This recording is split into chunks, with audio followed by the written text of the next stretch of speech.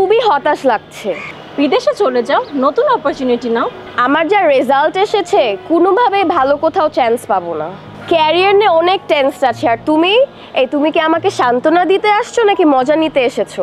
Seriously বলছি, আমাদের GPL এর রেজিস্ট্রেশন কর। প্লিজ মজা নিও না। আমার যা রেজাল্ট আর বিদেশে পড়াশোনা মানে অনেক এক্সপেন্সিভ। তুমি দেখে একদমই আপডেটেড না। প্রাইভেট ইউনিভার্সিটি খরচে এখন প্রায় দেশেই পড়াশোনা করা যায়। অনেক জায়গায় 100% পর্যন্ত স্কলারশিপ আছে।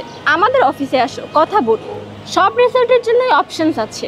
এবার যাদের এইচএসসি রেজাল্ট খারাপ হয়েছে, মনে করো যারা কোনো কারণে একেবারেই খারাপ করেছে, যাদের 5 থেকে 7 বছর স্টাডি গ্যাপ আছে, তাদের জন্য অপশনস রয়েছে। রিয়েলি? তাহলে আমার এখন কি করতে হবে? জিপিএল এর ওয়েবসাইট, সোশ্যাল মিডিয়ায় গিয়ে সব আপডেটেড ইনফরমেশন দেখো, তারপর রেজিস্ট্রেশন করো, ফ্রি কাউন্সেলিং নাও। মনে রেখো, রেজাল্ট নয়, তোমার ইচ্ছেটাই ঠিক করবে তুমি কোথায় যাবে। ওকে বস।